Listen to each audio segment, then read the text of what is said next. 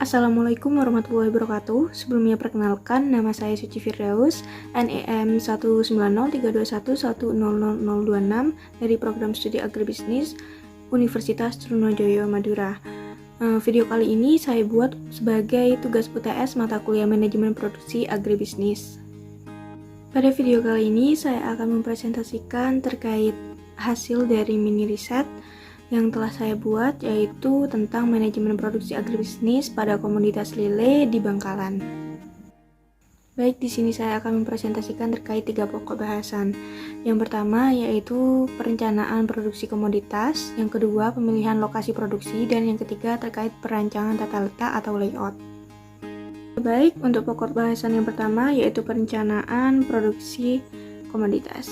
Terdapat 4 poin pembahasan di sini, yaitu yang pertama ada komoditas yang diusahakan.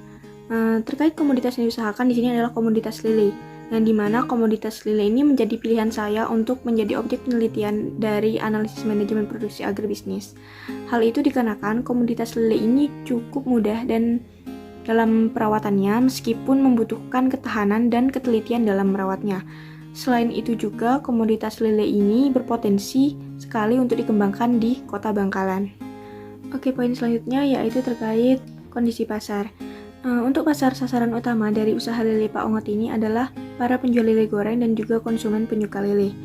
Pilihan sasaran tersebut karena beliau ingin usaha lelenya memiliki banyak koneksi penjualan secara tetap.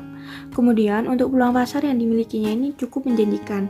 Hal itu dikarenakan beliau sudah memiliki cukup banyak koneksi dalam penjualannya, sehingga usaha lelenya di pasaran cukup luas meskipun masih mencakup sekitar Bangkalan. Selain itu juga kualitas lele yang dijual juga terjamin dengan pakannya yang murni pelet tanpa campuran dari pakan lainnya. Poin selanjutnya yaitu kondisi topografi dan iklim. Kondisi topografi di Bangkalan ini berada di atas permukaan laut pada ketinggian 2-100 meter. Kemudian untuk besaran suhunya sendiri berada pada kisaran 22 derajat Celcius sampai 34 derajat Celcius dengan tingkat persentase kelembapan sebesar 68% sampai 83%. Hal itu mengartikan bahwa daerah Bangkalan ini cocok untuk dijadikan tempat budidaya lele. Apalagi kondisi lahan yang digunakan oleh Pak Ongot merupakan lahan bekas tambak yang sangat cocok untuk dijadikan tempat budidaya lele. Poin selanjutnya yaitu nilai ekonomis.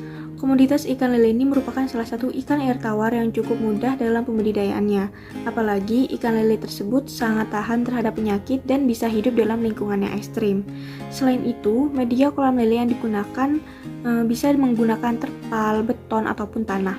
Kemudian untuk penjualannya sendiri, ikan lele laku terjual di segala bentuk ukuran, mulai dari benih, lele konsumsi, sampai lele dewasa. Belum lagi pertumbuhan ikan lele tersebut cukup pesat dan tidak membutuhkan waktu cukup lama. Oke, selanjutnya pokok bahasan yang kedua tentang pemilihan lokasi produksi. Di sini juga sama seperti sebelumnya, terdiri dari 4 poin pembahasan. Poin pembahasan yang pertama yaitu ketersediaan tenaga kerja. Pada usaha lele Pak Ongot ini masih menggunakan tenaga kerja dalam keluarga. Hal itu dikarenakan kondisi perekonomian yang kurang mendukung dalam mempekerjakan orang lain dengan membayar upah. Selain itu, dalam proses budidaya lelenya, beliau merasa bahwa ketersediaan tenaga kerja dari dalam keluarga pun sudah sangat cukup. Proses budidaya lele yang dilakukan juga tidak sulit, hanya butuh konsistensi yang tinggi dalam memberi pakan dan perawatan airnya, khususnya pada bagian benihnya. Lagi pula, jika memang ingin merekrut tenaga kerja dari luar, beliau di sini masih memikir lebih lanjut, dikarenakan orang-orang di sekitarnya masih kurang berminat jika harus bekerja sebagai karyawannya, karena dianggap upah yang diterima masih tidak seberapa. Poin selanjutnya yaitu terkait ketersediaan sarana dan prasarana. Akses sarana dan prasarana pada usaha lele Pak Ongot ini cukup memadai. Untuk sarananya sendiri yaitu berupa alat-alat pertanian yang masih layak dipakai. Sedangkan untuk prasarananya terdiri dari kolam yang terdiri dari 2 jenis, yaitu kolam tanah dan juga kolam beton. Kolam tanah ini dikhususkan untuk lele konsumsi dan juga lele dewasa, sedangkan untuk kolam beton itu dikhususkan untuk benih lelenya tersendiri. Poin selanjutnya yaitu terkait dengan kedekatan dengan pasar. Lokasi usaha lele Pak Ongot ini cukup strategis, berada di Desa Melajah, Kota Bangkalan yang cukup dekat dengan pasar.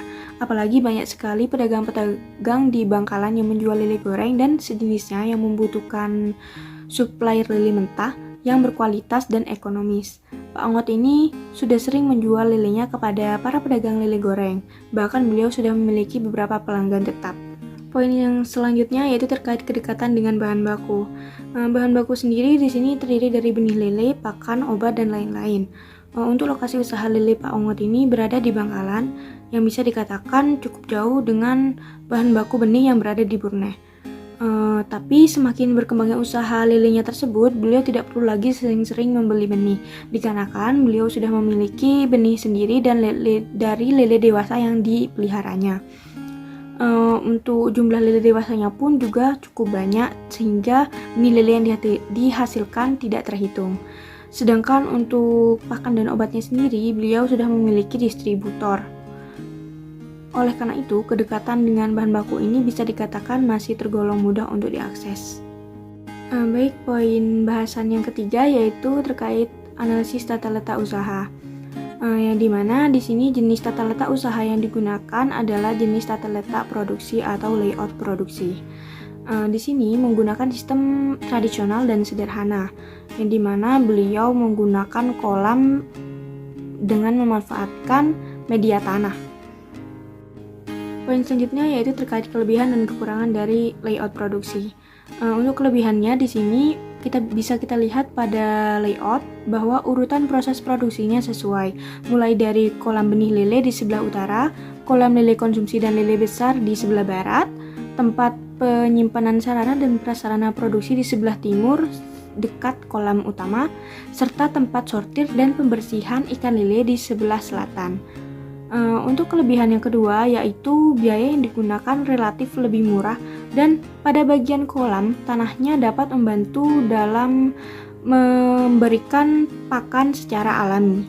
Sedangkan untuk kekurangan dari layout ini yaitu kolam tanah yang rentan terhadap kebocoran, seperti dibocorkan oleh kepiting yang biasanya berada di tambak. Selain itu, kebocoran juga bisa disebabkan oleh tekanan air yang sangat kuat. Untuk kekurangan lainnya yaitu penggunaan kolam tanah yang sulit untuk mengontrol kebersihan airnya.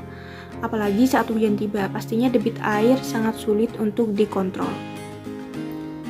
Mungkin cukup sekian yang bisa saya sampaikan. Kurang lebihnya saya mohon maaf. Wabillahi taufiq wal hidayah. Wassalamualaikum warahmatullahi wabarakatuh.